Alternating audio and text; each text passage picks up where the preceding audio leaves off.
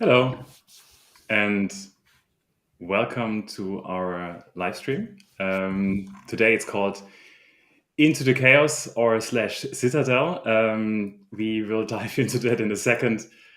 Welcome, everybody. And if you want to post any questions during the event, please feel free. We try to answer them. We see the chat from YouTube, we see the chat from LinkedIn. Ask away whatever you have on your mind. So without further ado, I think I can give a quick intro of what we're about to talk today. I think the first update is some internal topics and updates regarding Citadel.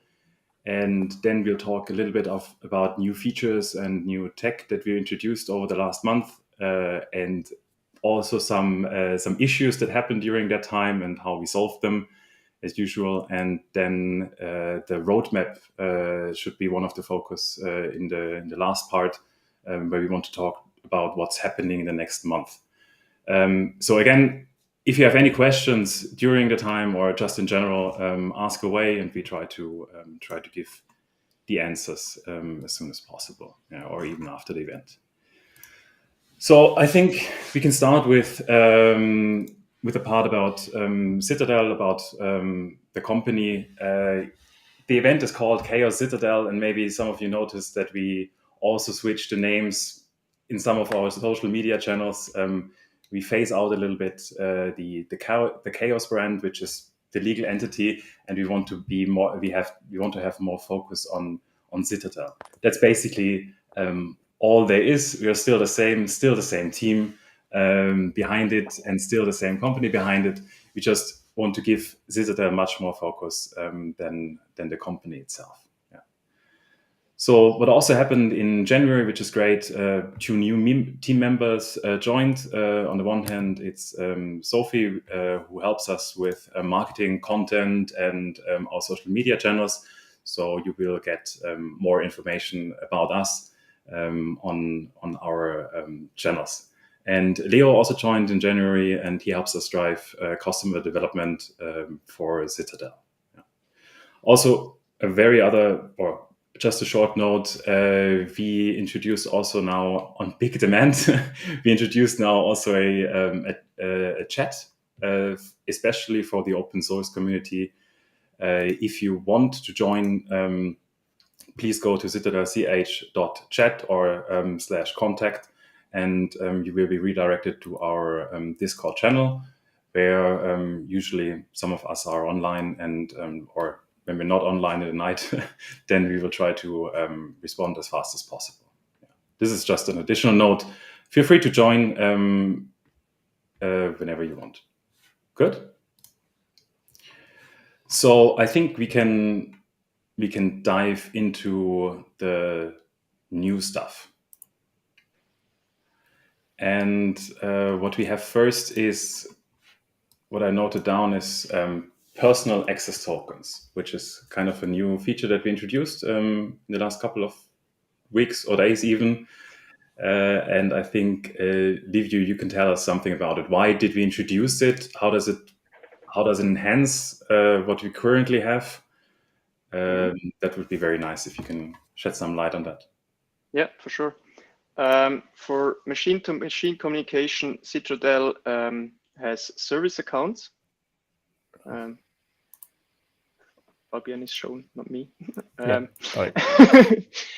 And the only way to authenticate service account until now was chat profile, which is very secure, but not always supported, especially if you have some third-party tool which needs to authenticate and use Citadel API, for example. It's not always possible to use chat profile.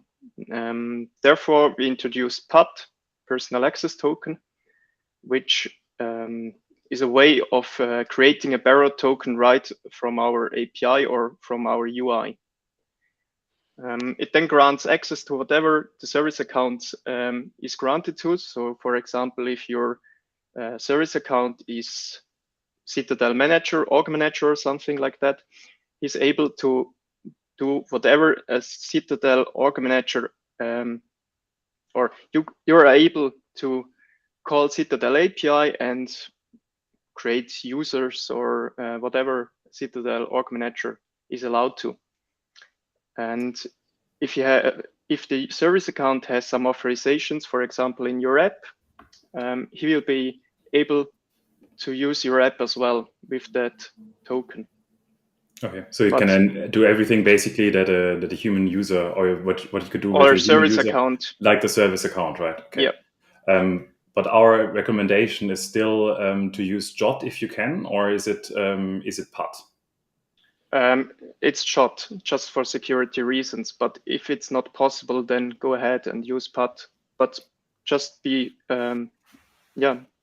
sure to handle the PUT as a normal access token. So don't share it or whatever. Okay. Yeah. Can you maybe give a quick demo how it looks in our console? Sure. I have here a demo instance. We'll release PUTs today on our public cloud. Right now, it's only in our open source version. I have here a service test account, which has a key for JOT profile. And down here, there are the new PUTs, the access tokens. I will create now a token with no expiration date, and will return the PUT itself. Be sure to copy that one because we won't be able to create that specific one again. And for demonstration purposes, I will use my CLI and paste it down here. As you see, I'm going to call the OAuth or OIDC user info endpoint with the personal access token as a bearer token, just like any other access token. And I will receive normal user info response. And as I said before, I could use that one as well for ZITADEL API. So for example, I could quickly copy that one. I could also request some information about the project because the service account has permission to do so. Yeah, that's it. Perfect, very nice. And good demonstration. Thank you very much. It helps. Cool. I think I have you also for the next topic already, for the new stuff. Yeah. So very good. So that was PUT and the demo about the personal access tokens. The next topic, and I think we highlighted that already in our last stream in November, was the actions which were in the preview. Then what has changed since November regarding our actions? Yeah, we made them available for all paid tiers in our public cloud. And we did some improvement to the UI design, or Max did. But let me quickly show that. If you could show my screen. So this is the actual UI. You now have code or syntax highlighting. So if you're typing here, it will highlight the source code, as well as, let me quickly stop that one. You will see all the states, even in the flow, if some action is, for example, inactive or is active and will be executed during the flow. Yeah, so just a short and minor improvement, but we'll extend, we're planning on extending the flows and support for more events. Yeah. Okay, so that will be the plan in the future, right? So that's what we want to extend. What events are currently supported? See, here it's focused on the external authentication, where you have, I think it's mostly shown here, 3 trigger types. We call them trigger types. So after authentication from an external IDP, you can execute some stuff, or before the user is created, or after its creation. Right now, it's only these 3 types. Okay, very nice. So that's something that we will extend, right? These kind of trigger types that are reacting on different events. And I think another topic, but correct me if I'm wrong, at the moment it's supported is JavaScript, right? So the custom code is purely in JavaScript. Do we have any plans to extend that, or is this far in the future, or is it only people have to live with JavaScript? Right now, it's a bit far in the future, but we're looking for possibilities to, for example, do WASM. So you will be able to use Go or .NET or whatever language will be able to compile to WASM. That's the idea right now. But we'll see how we get there. Okay, very nice. Thank you for showing us a little bit more about actions. Yeah, let's see what's coming up this year. How much we will further enhance that and add new event types and maybe other stuff to that. Also, yeah, to the users watching, happy to get feedback on that and let us know what you think, what you need. It's really something I think great for extending the base functionalities of our platform. Cool. So another thing that we actually talked about in the last stream was the query side. And I think, Silvan, you also showed some improvements there last time, where the refactoring still was ongoing. So how is it going, and what is the current state of it, and are we now ready to build more on that foundation? Yes, I showed the last time how fast it could get, and we are glad to say that it is so fast as we showed you last time. The foundation we've built is, in our opinion, a very stable one. We are tracing our response times so we can see if the times match each other, so that we don't have too many differences between the fastest and the slowest response time, and they match exactly. It's pretty awesome to see that it works exactly like we hoped it will work. To be honest, at the beginning we saw a very flickery response times, but after we investigated the problem, we decided to optimize how events are stored in the database, and this was perfect, or the perfect decision to solve this issue.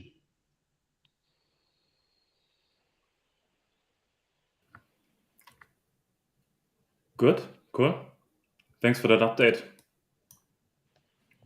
And I think that is also that for new stuff. Yeah, that seems maybe compared to the last time, like not that much, but actually I think that's something where we want to go into in the next section, which is, as we usually do it, it's talking also about the issues and the fuck-ups that actually happened while creating, operating, and scaling ZITADEL. And I think the last month were really like we did a lot of work for actually our customers. They used it much more. They used ZITADEL in different ways. They had we found some issues. We fixed the issues, and I think a lot of the time that we spent since November was also dedicated to improving the quality, improving the platform, but also kind of conceptualizing and kind of driving the innovation that we want to do in the next iteration, which I guess goes then in the next phase, and where we talk about the roadmap. So I think one thing that we can start with is feedback on our register flow. Yeah, I think we started with a good register flow at the beginning. So we launched the service in May, and that was a good thing to have. So actually, users can self-register. When we now got more customers, and especially customers that are maybe not so tech savvy as we are, I think we experienced a couple of minor issues during the register flow, and so it was more of an UX problem rather than a, I guess, technical problem that we had. So Jörg, can you maybe give us a little bit more insight of how did we try to get to the bottom of this, and what did we do in November, December, January to get to the bottom of the UX issues, and what will we plan for the next time? Yeah, sure. So like we received a couple of feedback issuing the UX for the register setup of ZITADEL, and we decided to run a usability test on that particular user flow with mostly mixed and heterogeneous user group, so that we can see where we can improve this register flow. We run two different approaches with a clickable prototype, one with the focus on passwordless and one with a regular username password approach. So the test revealed a couple of takeaways where we can improve the register flow. With the main ones are the wording was way too techy and misleading in some ways. So we improved the wording by using everyday language and made it a little bit simplified, so it's more approachable for the standard user. And another point we did is we skipped over some unnecessary and repetitive steps for a quicker and easier process. This was pretty obvious as we saw it on the user flow or on the test, that the users were a little bit confused about this repeating processes, like entering the password a couple of times, like the first time for register and then the second time for applying it in some way. So we made a more modern approach on that topic. Another thing was that 2FA was not a very popular thing among the user group. Probably less than 50% really liked the 2FA confrontation, I would say. But with further questions into this, revealed that it's due to not knowing what 2FA actually is. And one particular step was very confusing for most users, so we trimmed that one off. And I think the 2FA thing is a thing that for normal users is about to approach a more popular reception. So I think it's a thing that is will be more prominent in the future, and we hope that these steps we made it much more approachable. So yeah, the testing helped us streamlining the register process and hopefully optimized for non-techie end users. So that was where we had the most problems with the users that are not from the techie side of.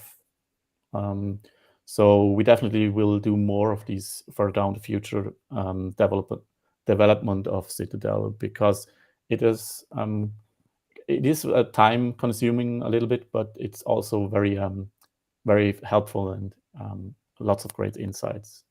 So yeah, that's it for me. Okay, thank you very much for the feedback and your input here. That was kind of also surprising insights for me, that users are still not used to 2FA. It is so ubiquitous, it's so omnipresent for us, and it's such a usual thing for us, and I think that was a key surprise. what we have to offer, I mean, it's passwordless, but I think also with passwordless, it's still there is still some UX things to solve around the registration process to make it as easy as possible. So we hope that we improve it. Now, to my understanding, this is not yet done, right? So we did the research part, but the implementation will follow in the next couple of months, where we then also kind of redesign this flow according to the feedback that we got. Yeah.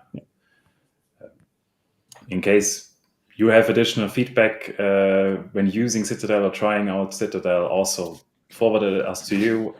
Even if it's just a single thing that you want us to improve on that flow, it would be very helpful to know. We're happy for that feedback, so we can take that into account. Yeah, definitely. Very nice. Good. So to the issues, it's one thing that we actually saw when we started, and I think we will also go into a little bit more the details of that in the later section when we talk about the next iteration of Citadel. But we had a little bit of an issue with it's called global organization. So maybe Fabian, can you explain us what is the global organization? Yes, of course. We have some managed organizations which are managed by the organization itself. And then we have the global organization where the self-managed users belongs. So for example, if you know Google, we have like a Google workspace for our company where I have an account, fabian@caos.ch, and this is managed by my organization. But I have my own account like fabian@gmail.com, which I manage by myself. And the idea of the global organization was that there belong all accounts that are managed by yourself. So for example, in this organization, I had my Gmail account. So I call it always a little bit like it's an Citadel ID. I know that this is not maybe comparable, right? But at the moment, as we use it, it's kind of you have your own account with Citadel that you could use in different organizations, basically. Yeah. So the idea is good, but I mean, what we saw actually happening is kind of people registered an organization, so basically a tenant within Citadel. But some of them actually registered a user and kind of were ended up in the global organization, right? And how did they end up there instead of a new organization? Yes, so Citadel is basically everywhere. Like we have some standards, and each organization can override them, and this is actually the problem. So if you didn't override it, you just went to the standard. And if a user clicked on register on the normal Citadel login, you ended up in the global organization. Only if the organization was like pre-selected. So if I want to use an application, for example, from CAOS, and I say like log into CAOS and pre-select this organization, and the user will click on register, he will end up in our organization. But every other user will just land in the global organization if we don't know where we should match him. Mm-hmm. Okay, so they were basically diverted as kind of default then to the global organization. Okay, and I mean that was really like I think that was an issue from our side. It looked a bit broken, to be honest. Like if you ended up there, you registered to our service, it didn't look nice. We had, I think, some navigation items that were there, and we realized it actually only at a later point. So what did we change to improve at least that? So if you find yourself in the global organization at the moment, what did we change to make it easier to get out of there?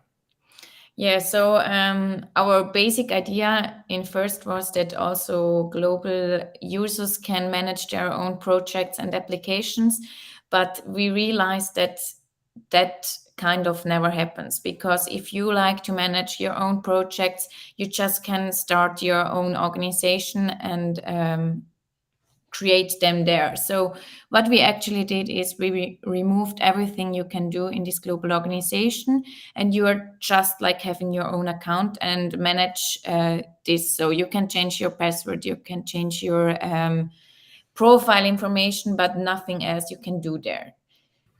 Okay, and that will look different in the next iteration, right? I mean, we'll talk about it in a couple of minutes, more about the virtual instance and what it actually means. But is this there still an issue, or not that much? How do you say so? Yeah, kind of. So yeah, we come to that topic later, but in our next version, we like give you a whole Citadel instance. So in this instance, you will still have a global organization, but then you will be able to manage also this account. So at the moment, the global organization is only accessible by us. So we can manage the accounts if they have some problems, like they forgot their password or have a wrong email address. So they have to inform us and we can do something. But the organizations themselves couldn't do anything. So in our new version, you have like a whole system and can manage also these accounts. Okay, great. Thank you very much for that update. Yeah, perfect. Okay, I mean, usually the last times we talked about operational issues and why Citadel went down. I looked it up this time. I think operations was quite solid, and we have actually achieved 100% uptime since our last update. Really no issues? I would say so, yeah. Funny thing being, we had a latency spike from Germany at one time, like an increased latency to like 300 milliseconds or something like that. But that was more due to routing issues with Cloudflare and our Google data centers. And so we actually had really no operational problem, even though doing releases quite a lot. And it worked out great, the improvements we did to our infrastructure. And so it's funny to see that even while the traffic did raise like roughly 20%, we did not have any operational impact on that end. So I'm quite fond that the maturity of the service and as well as Citadel itself has quite grown rapidly. And we will even commit more to the quality topic. I mean, it's the next topic in line for this board here. So it's Nice. the perfect layout there. Perfect. Yeah. Then let's talk quality fuck-ups. And no pun intended. So I think that was something that I said at the beginning. We were, I guess, really busy getting to the root causes of some of the issues. I think users reported also quite some issues during that time. It was minor stuff. It was stuff like invalid audiences or some wrong states on the users that were shown in the UI or maybe even backend, and some password reset errors. So really like the small and little stuff that is still annoying for users. So we understand that, and we try to fix it as soon as possible, as soon as we heard it, and really try to push out a new version as soon as possible. But these things, honestly, they happen sometimes, and we hope it didn't disturb too much of the operational side to our customers. But it's really nothing big that we can talk about. It's more kind of getting up the quality in general.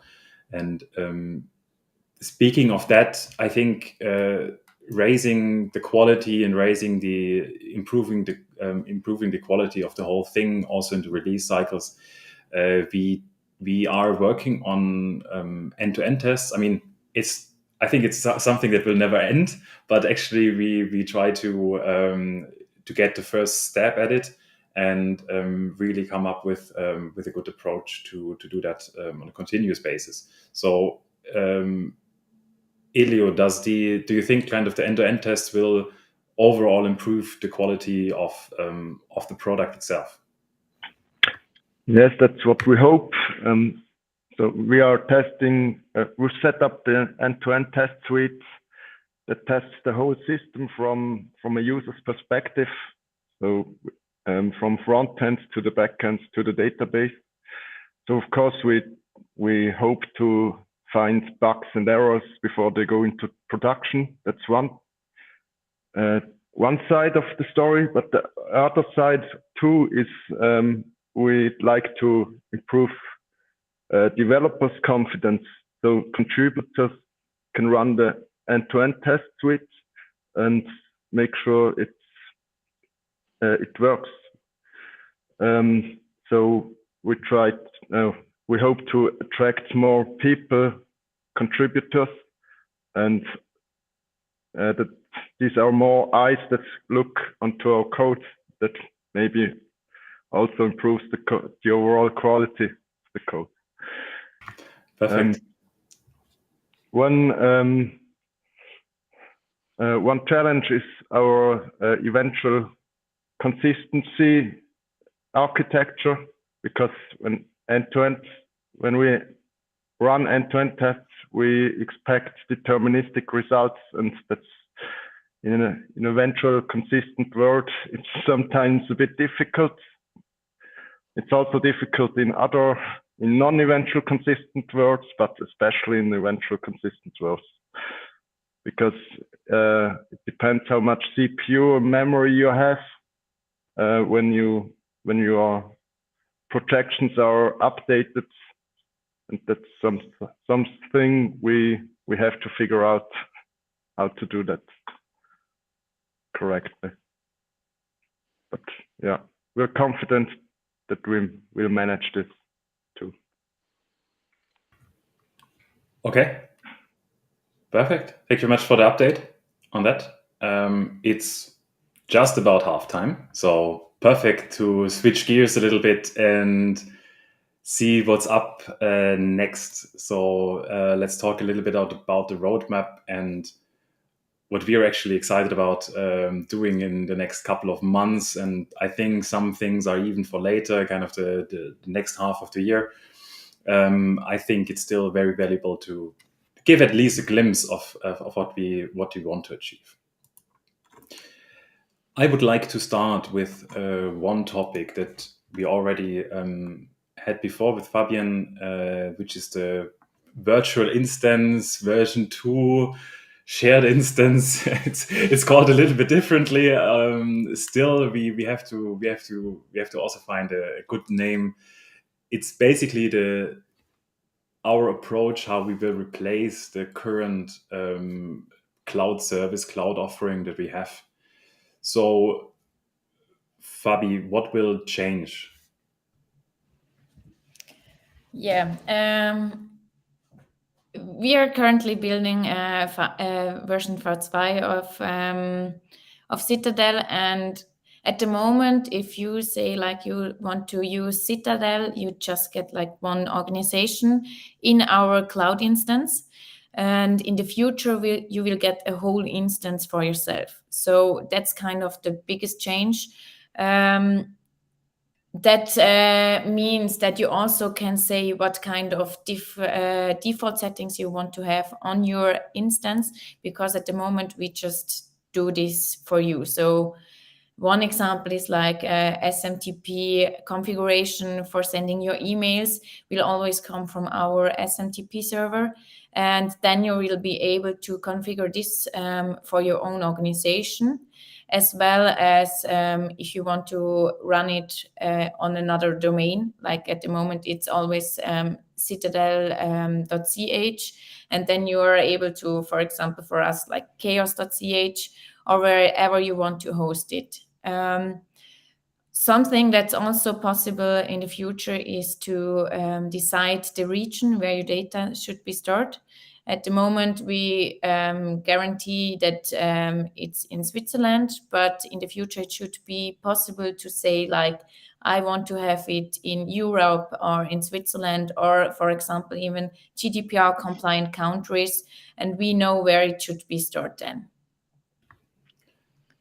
Okay, very cool. So it's kind of at the moment you get one organization basically when you register. In the future, we'll get a whole system. And one thing that you said, and that's why we decided also to go into the direction, I think one trigger was also kind of these customization features, right? That you have your own domain, you want the emails not coming from Zitadel, so users are confused. What is Zitadel now in a client application? Which doesn't make much sense. But this is one. I think that was one trigger why we went to that direction. What else was there why we decided to go into that direction of giving customers a whole system instead of just a tenant? Yeah, so our main focus was actually the trust anchor. So we got a lot of customers who said like, I want that everything comes from myself so I can build trust to my own customers. So at the moment, if the login looks like your own branding, but then you get like emails from Zitadel, or the domain is also Zitadel, which kind of is a little bit weird to the end customers of our customers. So actually that's our highest point, that we just can build one trust anchor. So the branding looks like you, your domain, the region where you want to have it. So you have it there where your customers belong. So everything is around like this trust anchor. And the second part is we found out our idea with one Zitadel cloud system where you get your own organization was a little bit of future thinking, like each organization is in our Zitadel and can share their projects. But we found out that not all customers want to have this. So they want their own context. I think that that's also a little bit on the trust anchor. So they want to have their own system and don't share everything with others. So they are just like independent from others. Okay, it's an interesting thought, which we maybe come back to also in the future again. Then that we have kind of more, or that we also see that the ecosystem works so between actually the instances. Sorry, Florian. I wanted just to add on that the biggest thing customer did ask was really the level of isolation they could get out of Zitadel, and the level of customization, or you could say control. And so the decision to give each customer some kind of whole Zitadel was just natural to us at that point. But still, the idea of being a platform where everybody could share with everybody it was somewhat stuck in our heads, because it would give people let's say more flexibility towards sharing data, but still you lose somewhat of the control parts of it. And so we shifted the stories to better adhere for that need. Mm-hmm. Also talking about maybe not the same, but related to that, we also Fabian also talked about location, right? Which was also a very important topic all the time when we spoke to the customers, and also because the system has also to be close to the end users in some parts, but also some customers, they want really a specific region where their data is stored and processed. So Florian, maybe can you tell us a little bit more about what will we offer regarding data location, and what are the challenges there, and how do we achieve actually kind of this data location part of the equation? Yeah, I mean, the biggest challenge there is a lot of customers ask that their data stays towards at least a country or a data region, like GDPR compliant countries, for example. And so we really want to make that happen with the version 2. And there is kind of a challenge in between there, because a lot of people want low latency wherever the customer is, but still want to have data at rest guarantees at some degree. And so the thing we think of that is kind of give customers both options. Like you can either choose to have the data stored within GDPR compliant data centers, which could mean from Montreal through Zurich to Osaka. I mean, those are all like GDPR compliant regions. And so you could give customers the ability to have low latency globally, but still giving customers the ability to have guarantees toward a specific country.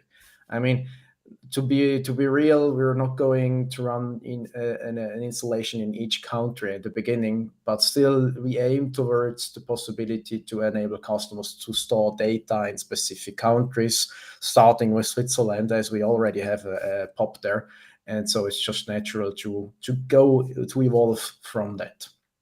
And I think regions will be a hot topic in the future because, yeah, I mean, we have quite a big continent below us in the South Africa, which could be interesting, and you get quite some distances to that. And also the Pacific area and as well the American continent. And so we strategically assess where we want to open POPs in the future. And if you're in need of something there or have a region you're interested in, just give us a hint, because we really try to evaluate where we should open our data centers. Perfect. Yeah. And maybe also good for the next point, because I think what we realize is also kind of with that change, we already have a pricing at the moment, right, in the cloud service, which is based on tiers, and the tiers are mostly based on which features are unlocked, right? And I think we realized in that discussion around data location and actually using the service and making it easy to use the service, that as is kind of not a roadblock, but it's just it's an unnecessary hurdle at the beginning, I guess, because ZITADEL is very flexible in terms of how you can use it, we realized, and we saw also customers use it in very different ways. And kind of we helped them also in the initial phase to figure out how they can use it, because it's a platform that is so flexible. The other part is also adding this data locality on top would have made kind of the pricing very complicated and kind of convoluted and a little bit strange. So Florian, maybe you can give a little bit of a glimpse. I know it's not yet ready, and let's not maybe talk into details, but can you give us a glimpse of what the future public cloud service will look like in that regard? Yeah, I mean, we saw a lot of demand for certain features like policies, for example, or customization, like I want to have my own SMTP server and all that stuff. And the pricing would be really too convoluted at that point. And so we decided to go the route that we give all customers actually more or less all features except some minor tweaks. Like if you want to have a custom domain, you need to pay a little bit for it because we get extra costs to that as well. And so we will go towards a pay-as-you-go model based on count of invocations you have towards the identity system. I mean, calling the API of ZITADEL, and we're just counting the authenticated requests, not any request. That will be kind of the going forward. But we will also grant each customer a quite high level or quota of free usage requests. And it's not yet done how much this will be, but still you will gain a quite high amount of requests. So you can easily build something without paying $1 to us, because that gets you rolling in the beginning. And if you need to have some of the more enterprisey features, let's say like, for example, a custom domain or a guarantee that we store data in a certain region, you will pay for that a little bit amount of money on the side, like an optional thing to it. But still, you will get all the features from ZITADEL at the beginning, like you get multi-factor authentication, you get policies, you get all the white label and branding things we already have in there. And so it should make it easier to integrate ZITADEL in your projects, because you don't have a boundary you're constantly pushing against the tier race with us. And so it makes it more predictable towards your use cases. That's kind of the big thing we're talking there. And the second big influence towards that decision is also that we want to really, really, really shine some focus towards the extensibility of ZITADEL. We just scratched the surface with the actions Livio today talked about. And we will dig towards that topic, like enable you to run your own code within ZITADEL, for example, with WebAssembly. And then we will count like the minutes of CPU you will execute for doing things. I mean, you can get a really big code base running within Citadel, and so it's kind of spending CPU cycles, and we'll count that towards your budget as well. But you will get the free quota to get rolling also. You can think of it like GitLab minutes for runners or GitHub minutes. You get kind of some amount of minutes for free, and afterwards you need to kind of pay something, but it will not be a steep price curve for that. Yeah. That's so also kind of to protect a little bit against like very long running tasks, right? Yeah, exactly. I mean, you're using CPU cycles, and in the end, the Citadel public cloud will be kind of a shared system. I mean, the Citadel V2 will be kind of virtualization concept around, and so we share certain amounts of requests, and so we need to adhere for things like noisy neighbor and stuff. But we'll talk about an improvement for that as well down the road. When Silvan is talking, I will chime in something there as well. Okay, perfect. Good. Thank you very much for the update. So very exciting stuff, a lot to do. To our current customers, we also, obviously, this will not be a hard switch or something. We will have a process where we phase out our current offering and really help you to transition to the new system. I think the new system is, or the new way is for us the way forward. So we really try to get everybody there on board, but obviously we will help you to do so. Just very quickly, Fabian, when is this planned? The virtual system, virtual instance version 2. Yes, we are actually currently developing it. So it should be released at the beginning of the next quarter, so around April or something like that. Good, perfect. Cool. Then one next topic is more technical. It's about developing Zitadel, because Zitadel is open source, and actually we get more and more requests from the community there. How to use it, how to self-run, how to run it for development, or how to run it on your own side, or just trying it out. Can you give us maybe a little bit of an update what we do there? What did we learn on that, and what do we do to make it easier to develop Zitadel? We are currently working on different directions there.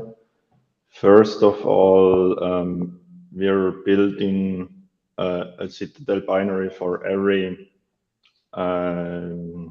operating system, and we think this would help users to work with Citadel and run Citadel locally. This is maybe for test cases, or if you would use a login system on your computer. With the binary for your operating system, we also ship a new CLI.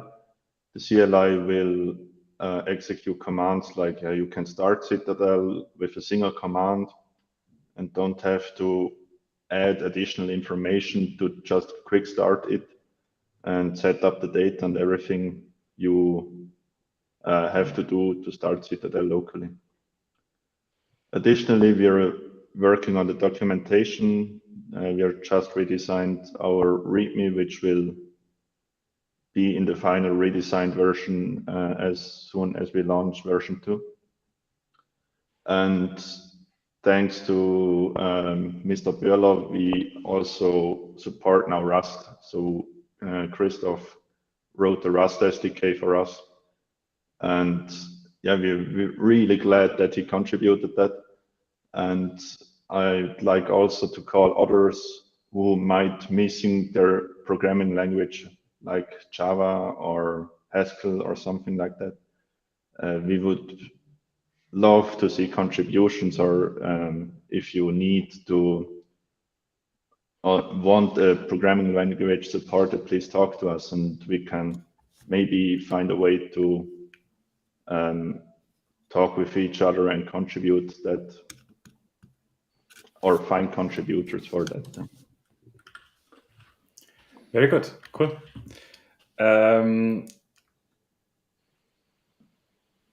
One other thing that will change with the new version, or we decided to ship basically in the same time, is also a rehaul of the user interface, specifically our console. So Max, what will change there? Can you maybe give us a quick view of how it will look like, and tell us a little bit about it, why we did it, and what will improve? Sure. Do you see the screen?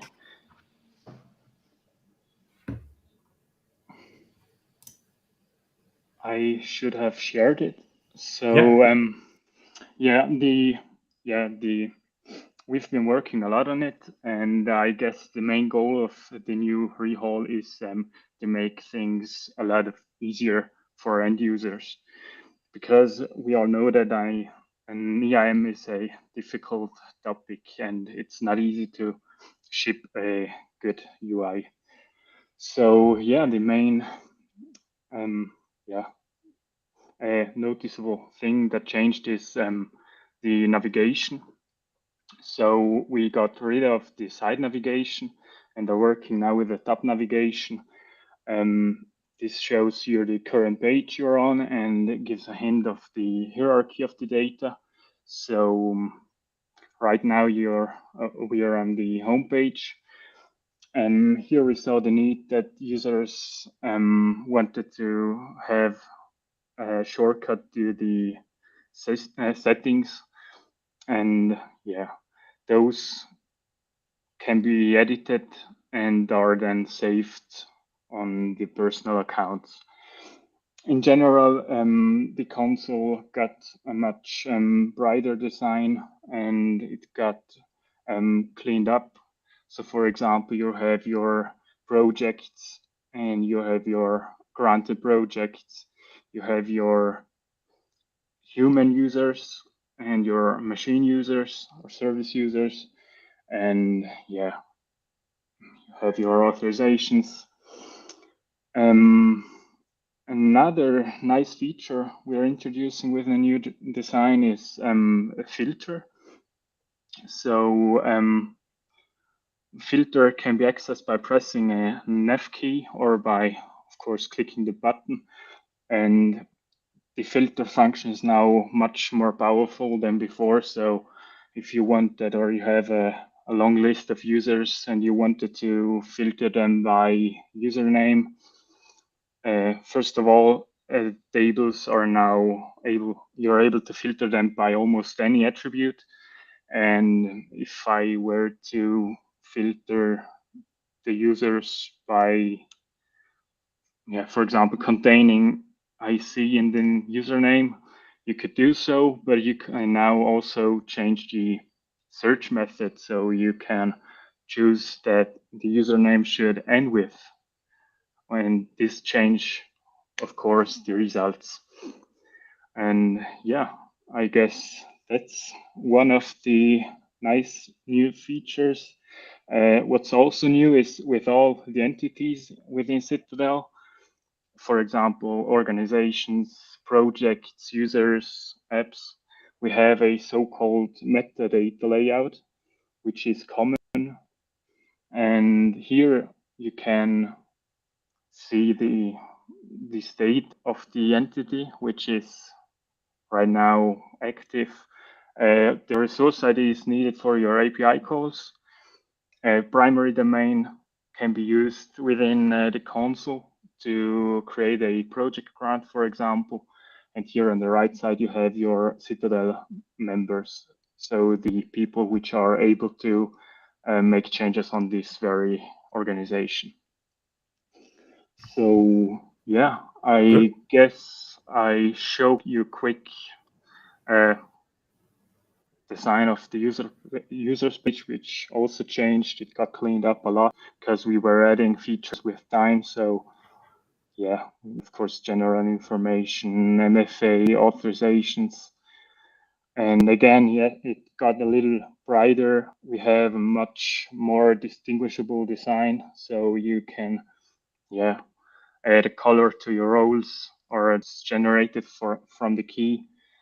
And here are your memberships. Nice thing about that ones is that, yeah, those are actually the rights within Citadel to perform actions on. So if you have a, I guess the coloring is sorted by the risk of making or causing damage. So if you're having an org owner, this is somewhat reddish color, and the others are getting kind of faded out in the bluer colors. So it's much more recognizable of all. And yeah, what's also new is we have keyboard shortcuts. So if you would press the question mark, a dialog will pop up and show you all the available shortcuts from this page. So you can see within organization pages, you could press / button for quickly accessing your organizations, which are then more relevant with version 2. And then you could use, for example, press me for your own profile or go home and have quickly access to those. Perfect. Yeah, I guess. Thank you very much for the quick demo of the console. That will also ship with the new version, right? Yes, it's planned to ship with it. Yeah. Good. So it also will be available around March, April then. Good. Cool. Thank you very much. One feature which is quite important because we got a lot of questions about it, and we finally did it, is SAML 2.0. So I think, Stefan, what are we working on right now? You're muted. I'm sorry. We're currently working on the IDP side of SAML, and the next part will then be the service provider side, where we can also include other different social logins and IDPs, like custom IDPs and things like that.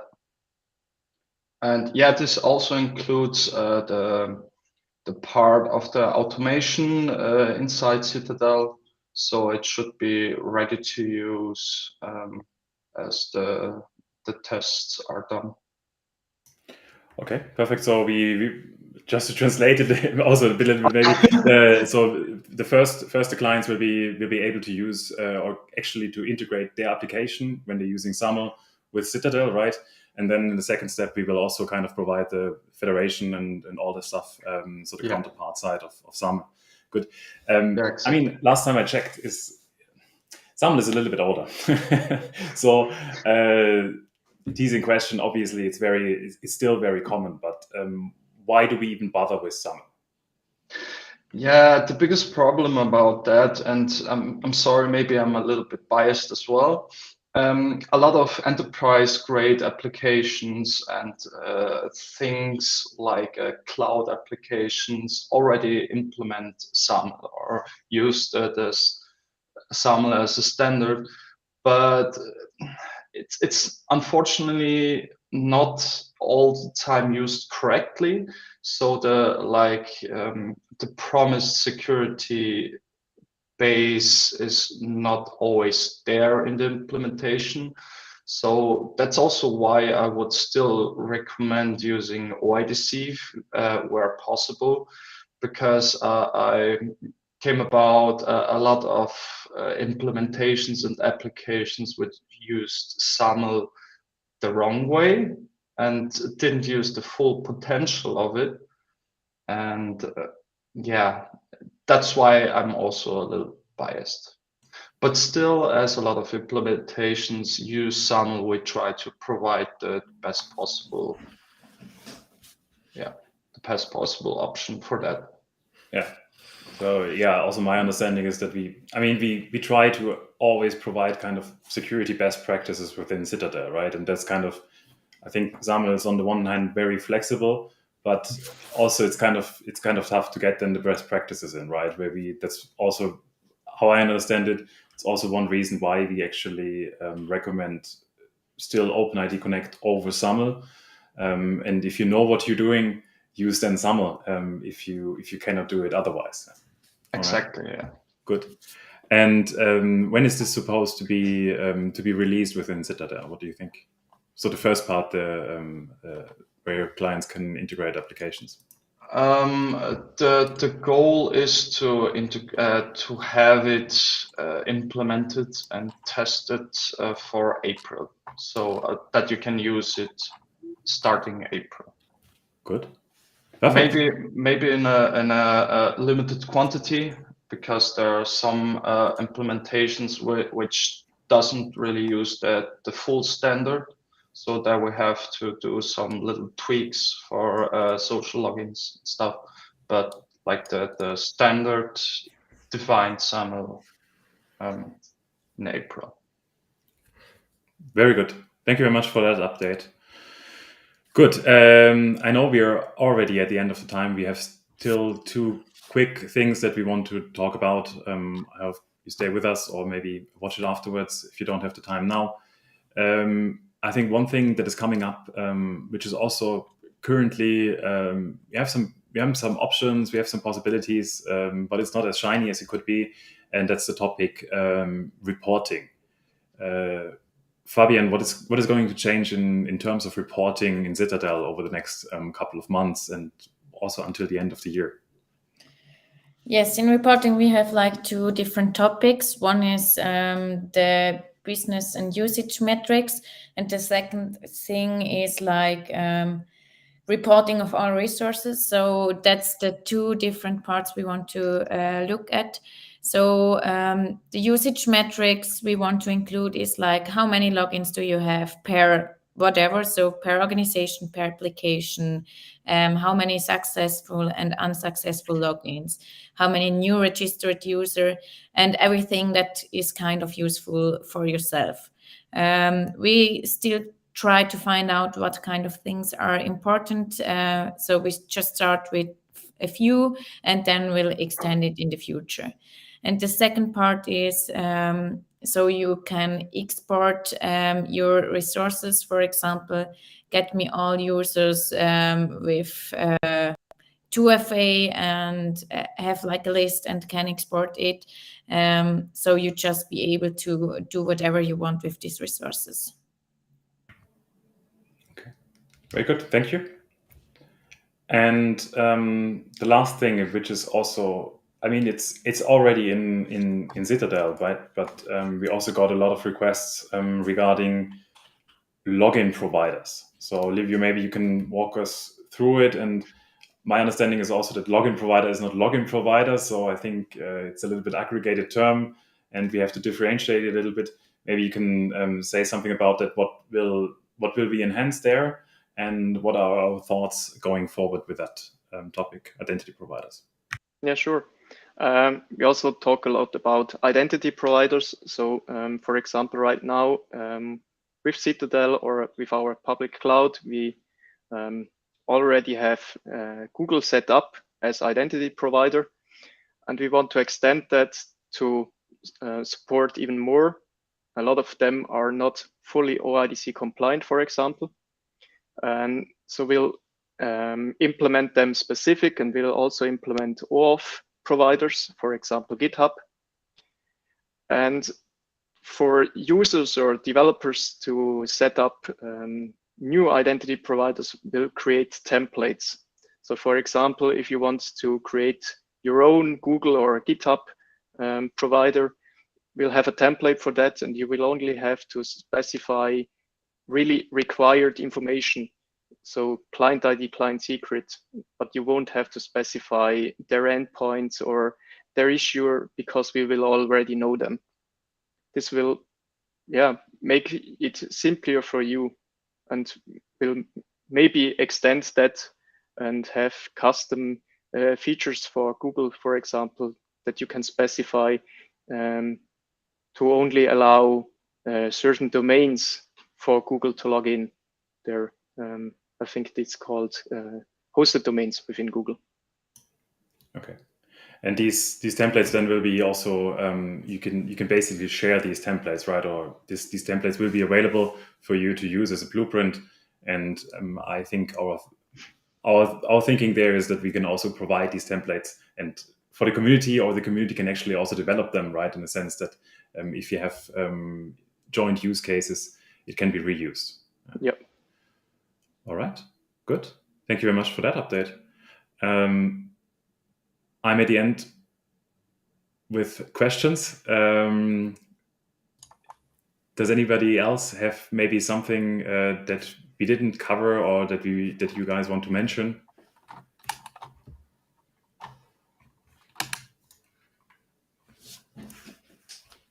I guess not so. I also have had a look at the channels. We don't have any questions at the moment. Happy to answer anything that you have on your mind or that you didn't want to post publicly. Please drop us a line. You can always reach us over our website or in the chat, or send us an email on our contact page on the website. Whatever you want, reach out to us and let us know your questions. I'm happy also to jump on a call with you and maybe explain you a little bit further some of the features or some of the upcoming stuff, and help you orientate yourself within Zitadel. As well as feedback, please do share. We're happy to get anything that you have to say there, and maybe want to see happening within Zitadel. Good. Then thank you very much for the time, and have a good rest of the day. See you soon. Thank you. Bye.